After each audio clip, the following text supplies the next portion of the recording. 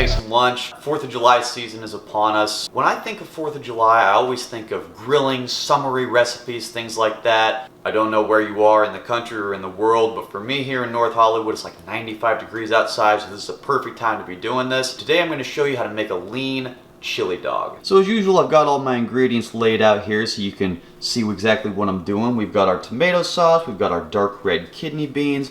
I've been using about 1/3 of a can for this recipe, and since I've already made it a couple times, I'm down to 1/3 of a can. So I'm not going to bother measuring it out on the food scale since I already know exactly what I have. Got our lean ground beef, we got our brioche hot dog buns. You can use whole wheat if you want a little bit more fiber in your diet, it's not necessary.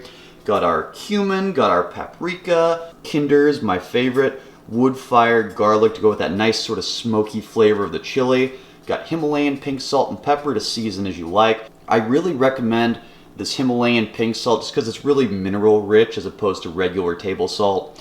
Got our fat-free cheddar cheese, got some diced up onions, got our chicken sausages, of course. It's a bourbon apple, so again, goes really well with the smoky sort of flavor of the chili. And our tools. We've got our pan that we're going to cook our dogs in. We've got our little saucepan. This is where we're going to make the chili in.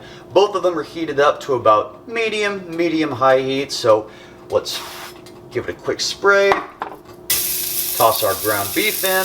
Go ahead and season with a little bit of our Himalayan pink salt. Season with a little bit of black pepper. We're just going to cook this up a little bit before we add everything else in to turn it into chili. So first we want to cook our ground beef. Again, we're only using about 3 ounces, so it doesn't take very long. All you got to do is cook it so it's no longer pink. You don't need to cook it all the way through because we're going to put it in with the chili. Next thing, we're going to add in our tomato sauce here. Dump in these remaining dark red kidney beans. For seasoning, again, I like to keep it simple, so I like to do just a teaspoon of each. So let's do a teaspoon of our Kinder's, teaspoon paprika, nice smoky flavor, and teaspoon of cumin. Now to get everything fully cooked, we're going to set our broiler to low in our oven. Now once our chili is nice and boiling here, we're going to turn our heat all the way to low. Cover it up, and we'll let it simmer for about 10 minutes. Now while this is simmering, because we want to be efficient, quick spray, pop our dogs in. Exact same amount of time, 10 minutes, so everything finishes like right on the dot all together. Go ahead and set that for 10 minutes. Now for the dogs, you really don't need to do much to them. There's a common mistake a lot of people make when they're cooking is they think they have to flip the burger every 2 seconds or flip the meat every 3 seconds. You don't. Just flip it over every so often, just so you kind of get this nice charred black on each side. But for the most part, don't mess with it, just let it cook. These are just about done. Look at this nice charred color. You want this pretty much on every side, so just roll them around a little bit so they cook more or less evenly. It doesn't have to be perfect, try and get them even. Alright, that is nice and cooked. Let's go ahead and make our dogs. So we've turned off the heat on both pans. Now because this is an oven-safe pan, this is actually going to go straight into the oven to let our oven's broiler kind of get everything nice, melt the cheese, get everything nice and crispy. So we're going to make our dogs in this very same pan. Open up your bun here, and dog number 1, and dog number 2. Number 2. So let's pour our chili over, and this doesn't really matter if it's kind of fallen off, because we're going to scrape everything out of the pan at the end anyway. Plus, chili dogs are not exactly the cleanest food on the planet, so it's okay if they're spilling over a little bit. Smell that, guys? You know what that smells like? It smells like America. Sprinkle about 1 ounce of onions over. You can mix them into the chili if you want. Don't have to. It really doesn't make a difference. I forgot, to be perfectly honest, so I'm sprinkling them on now. Last but not least, let's sprinkle on some of our cheese. Alright, let's pop these puppies into the oven. And you're really only trying to melt the cheese on top. On your oven's broiler setting for low, really only need to do like 2 or 3 minutes maybe. Really just keep an eye on it with the oven light turned on so the cheese gets nice and melted. Alright, so popped them in the broiler on low for 3 minutes. By the way, don't ever use the high broiler setting on your oven. I burn things every single time. Use it low, trust me. Oh man, those look so good. And that was actually a perfect time because you can see our bread is just starting to brown. So just like 2 or 3 minutes was perfect. That's a good old American hot dog right there. You can see what I mean, by the way, about this came out of the pan really clean, so it didn't matter that we spilled a few ingredients. I really wish this had smell-o-vision or something like that on, because these smell absolutely incredible. You would think like, oh, chili dogs, oh, I'm gonna get fat. These really don't have a lot, and they're packed with protein with the chicken sausage.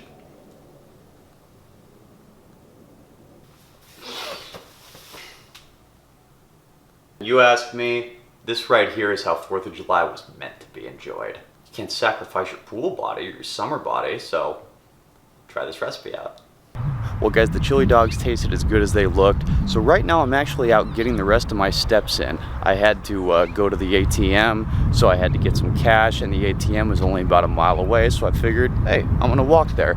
And I wanted to touch on this because it kind of goes to a greater point of, you've heard me talk about the steps before, about the whole 10,000 steps thing and why that's so important. At the end of the day, it's just important to live an active lifestyle. And this is kind of what people talk about when they say, oh, how do you make it a lifestyle? How do you, how do you make being fit and being healthy, take it from a hobby to a lifestyle? Well, it's things like this, incorporate it into your daily routine. Like I said, the ATM is only a mile away, so I could drive there.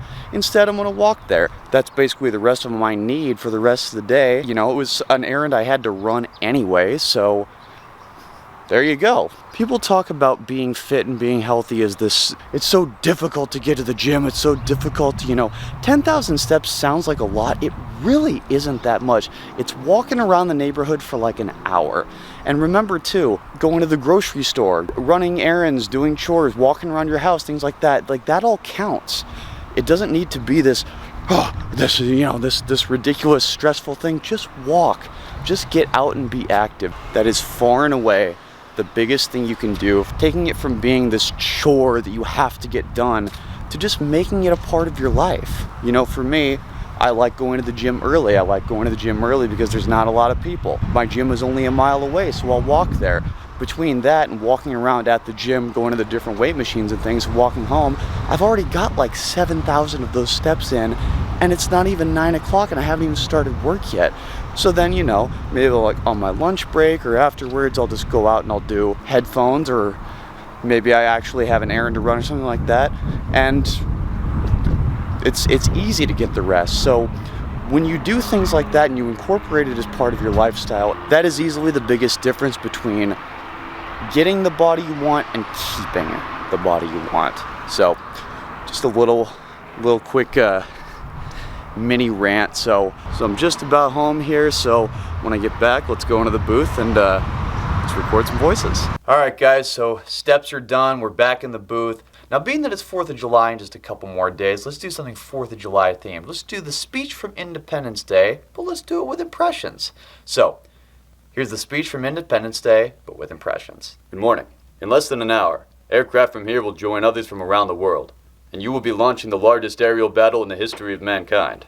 Mankind. That word should have new meaning for us all today. We can't be consumed by our petty differences anymore.